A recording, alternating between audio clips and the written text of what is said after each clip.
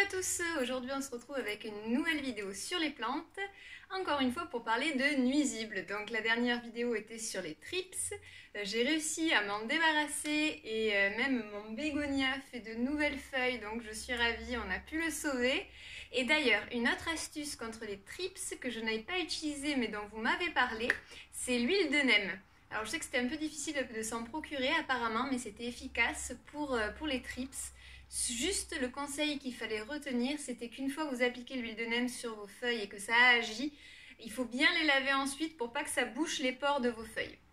Voilà pour les thrips. Aujourd'hui, nous allons parler des mouches de terreau, aussi appelées moucherons de terreau ou cyarides pour le nom un peu plus scientifique. Alors, c'est vrai qu'en cette période, il y a pas mal de moucherons qui traînent, printemps, été, et c'est assez pénible. Donc je vais vous expliquer pourquoi ils viennent et quelles sont les solutions naturelles qui marchent contre ces moucherons pour vous en débarrasser et qui ne rôdent plus autour de vos plantes. Alors pour débuter déjà, pourquoi on a des petites mouches de terreau qui viennent dans nos plantes? Tout simplement, c'est parce que du coup sur le terreau qui est humide, ça attire les femelles qui viennent pondre en fait dans votre terreau.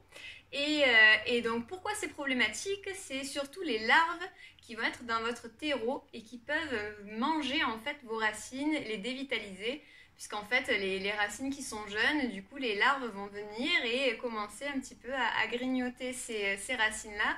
Et ça peut, surtout pour les boutures, moi c'est surtout pour ça. Là c'est une bouture de pothos que je vous avais déjà parlé dans une ancienne vidéo sur comment bouturer et s'occuper du pothos. Je vous la remettrai en haut et en barre d'infos si ça vous dit. Et en fait, donc là, je fais prendre mes racines dans l'eau pour mes boutures et ensuite je le mets dans un terreau qui doit du coup rester humide. Et donc chaque fois, systématiquement dans mes boutures, j'ai des petits moucherons. Donc il y a plusieurs solutions. Déjà, bien sûr, ne pas surarroser votre plante. Ça, c'est pas un remède miracle, hein, c'est juste voilà, pour pas qu'il y ait d'eau stagnante ou un terreau trop humide pour ne pas favoriser l'apparition de moucherons. Mais si jamais vous en avez, on va passer aux solutions concrètes. Là, vous avez dû voir, j'ai des allumettes qui sont plantées tête en bas dans mon terreau.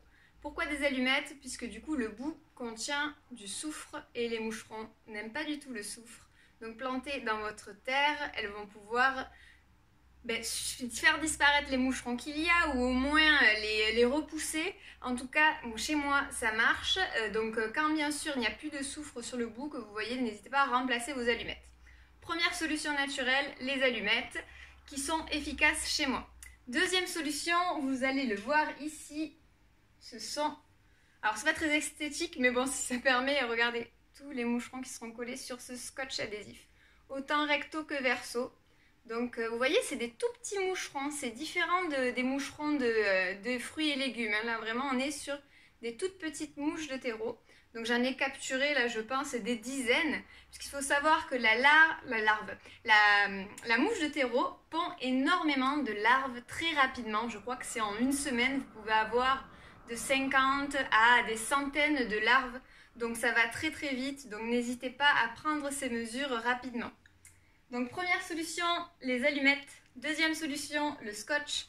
Ensuite, il peut y avoir d'autres solutions si vraiment ça ne marche pas. Donc vous devez le voir ici, je fais des petites mixtures, des mélanges pour piéger les moucherons. Donc à base essentiellement, donc il y a plusieurs recettes qui existent, ça tourne un peu autour des mêmes ingrédients que vous avez chez vous. Donc mettre un peu de vinaigre, soit du vinaigre de vin, soit du vinaigre de cidre, les deux marchent. Mélanger avec un petit peu d'eau, un petit peu de savon, soit du liquide vaisselle, soit du savon de Marseille que vous émulsionnez un petit peu, quand même qui est, vous voyez là j'ai des toutes petites bulles. Donc du vinaigre, de l'eau savonnée si possible, sinon c'est pas grave, du sucre ou du miel, parce que du coup ça attire les moucherons. Et donc voilà, vous laissez reposer dans une soucoupe, donc soit vous la recouvrez de papier film que vous trouez, mais moi ça marcherait bien aussi comme ça, hein, simplement la soucoupe. Et en fait ils vont être attirés par l'odeur du vinaigre et du sucre et ils vont venir se noyer dans votre préparation. Donc c'est un piège très efficace. D'ailleurs, petit aparté pour les moucherons de fruits et légumes, il y a d'autres pièges aussi qui existent comme ça à base de vinaigre. Ça marche aussi, je l'ai aussi testé. Et donc dans un plus grand bol, je mets mon vinaigre, de l'eau, du sucre Et aussi pour capturer ces mouches-là, je mets ces moucherons de fruits et légumes, je mets donc des pots de fruits ou vous savez, les trognons de pommes dedans.